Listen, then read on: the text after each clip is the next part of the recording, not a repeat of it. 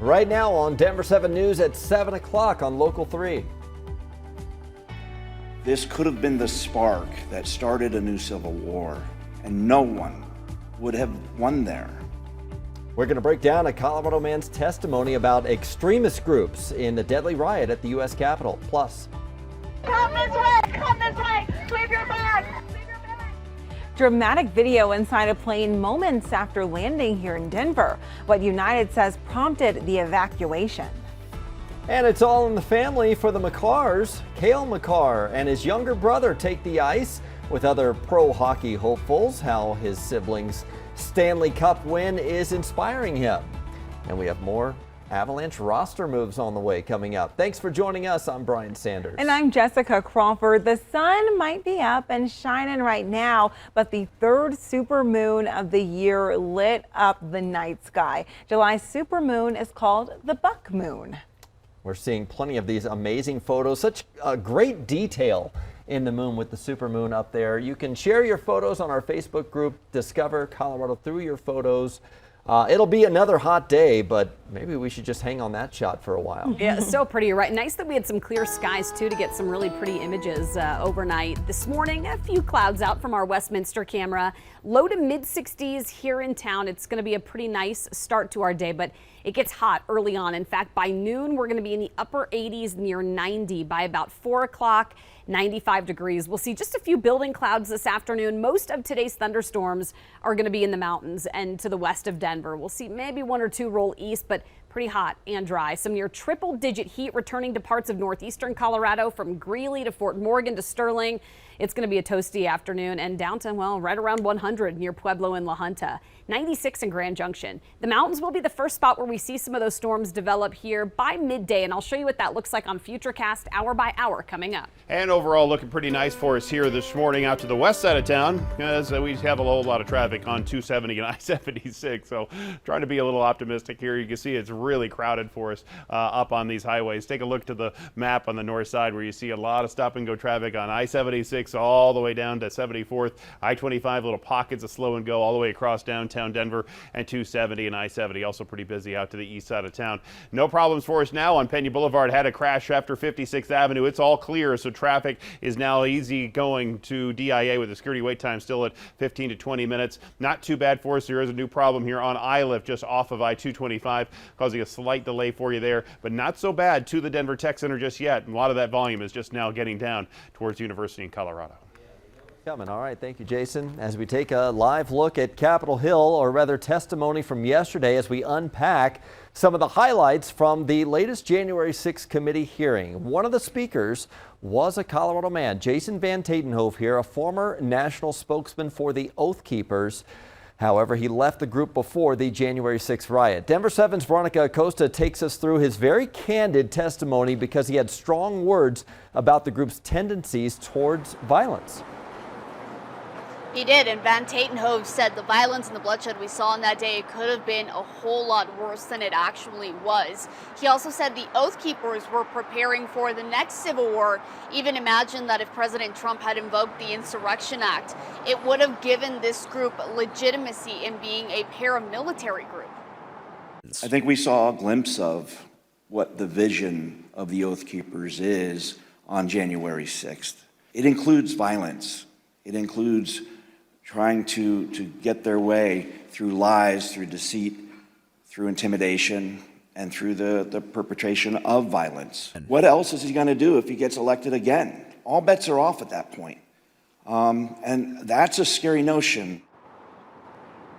Van Tatenhove wasn't at the riot. He left the group because of its racist beliefs and denial of the Holocaust. We spoke with a friend of his who says testifying is his way of working with the system to make things right.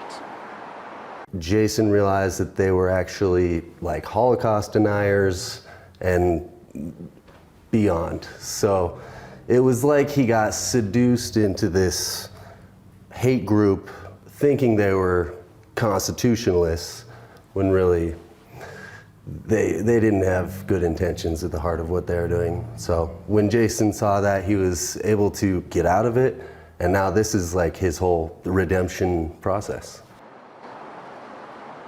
The Southern Poverty Law told Denver 7 that conspiracies and this kind of thinking, they spread way easier now because of the internet. That's exactly why they suggest you check your sources and, of course, check your media literacy as well. In Denver, I'm Veronica Acosta, Denver 7. Veronica, thank you. Van Tatenhove's words were just a fraction of the bombshell testimony that was heard. Former White House counsel Pat Cipollone described a meeting at the White House in December of 2020, where Trump allies suggested Trump should issue an executive order to seize voting machines. Cipollone says the president was giving bad advice. To have the federal government seize voting machines, it's a terrible idea for the country. That's not how we do things in the United States. When the meeting finished, Trump tweeted his supporters to come to Washington on January 6, saying it'll be wild. Stephen Ayers, an Ohio man who pleaded guilty to participating in the riot, testified that tweet from Trump inspired him to travel to Washington. Basically, the president, got everybody riled up. The committee ended yesterday's hearing by revealing former President Trump may have tried to influence witness testimony after calling a witness not yet seen at the hearings. That person did not answer Trump's call and alerted their lawyer instead. The committee supplied the information to the Justice Department. The committee's next hearing is next Thursday. We have more coverage of the January 6th committee right now over at thedenverchannel.com. You can also watch our in-depth coverage on the free Denver 7 Plus app. Infuriating new video shows how police responded to the Uvalde Elementary School shooting. It starts with the gunman right there, walking down the hall casually with the gun in hand. The gunman then starts shooting into classrooms. It was 3 minutes later, 7 armed police arrive.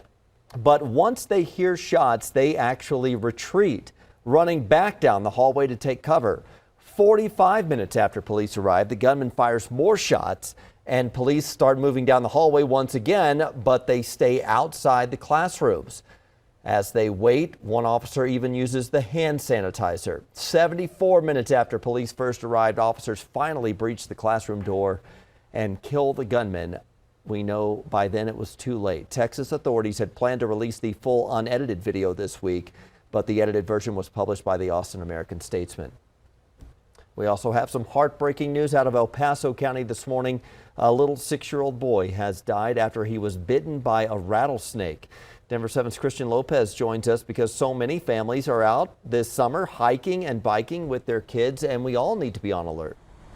Yeah, Brian, that's right. And while snakes are out during this time of the year, bites are rare. Simon Currat was out enjoying a bike ride with his dad and sister when this all happened. It was at the Blue Stem Prairie Open Space in El Paso County, and they were riding their bikes, and the boy took a break to walk over to a sign, and he was bitten on the way back. He yelled rattlesnake, and then that's when the dad dropped everything and ran over to him, and we believe then that's when the bite occurred. His dad didn't have his cell phone with him at the time, and he had to flag down another person on the trail for help. Paramedics were on the scene within 5 minutes. They got Simon to a local hospital and later to Children's in Aurora, but he died on Monday. The best defense is being aware of your surroundings, being on high alert. Don't wear headphones on the trail, and just be extra cautious in the morning or in the evening because this is when snakes are most active. And if you are bitten, get a photo to help identify the snake and do not try to suck out the venom. Best thing you can do, keep the bit limb below your heart, and then take off anything that might constrict blood flow. So rings, watches, wristband, things like that, and then get to a medical provider as quick as possible. And Colorado Parks and Wildlife says that most bites occur in the ankles. So if you do go out to these trails, it's important to wear boots with heels on them to stay safe. Live this morning, I'm Christian Lopez, Denver 7. Thank you, Christian. This morning we have new information after a terrifying situation on a plane that landed at DIA. Take a look at this video from a passenger. Come this way! Come this way! Leave your bag! Leave your bag! Come this way! Yeah, a frantic scene. You can hear the flight attendant screaming in the background. The flight had to be evacuated quickly after a fire broke out underneath the plane. United Airlines says the brakes overheated on landing. The pilot ordered everyone to exit the plane as quickly as possible. Some had to use the emergency slides to get off the plane. Others simply used the jet bridge, but thankfully no one was hurt. Well, NHL free agency starts this morning at 10 a.m., but it's going to be tough for the Avs to keep all the firepower from their Stanley Cup winning team together. The Avs' top two free agents are Andrei Burakovsky and Nazem Kadri, and both will be looking for big paydays after they were instrumental in the playoff run. Burakovsky made $4.9 million last season. Naz made $4.5 million. But here's the list: Josh Manson, Arturi Lehkonen, Darren Helm, Jack Johnson, Ryan Murray, and Nick Aube-Kubel are all free agents.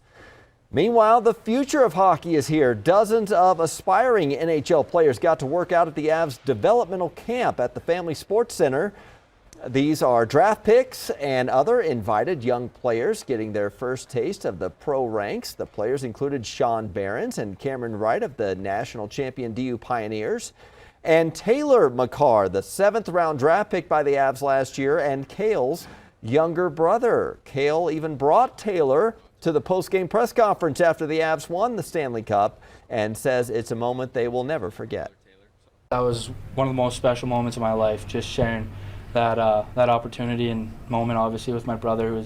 We've always been side by side, battles, stuff like that. Like I said before, I think it was just put everything in perspective for me and makes me want it even more. So Taylor's 21 years old. Cale is just 23. Of course, he won the Norris Trophy as the NHL's best defenseman and Conn Smythe Trophy as the playoff MVP. But one day they could be hoisting the Stanley Cup together, we hope. Yes, let's hope so. Twitter isn't keeping its anger at Elon Musk in the drafts folder.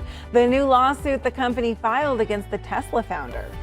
Also, reservations are now required. The latest Colorado park making you plan ahead before you visit.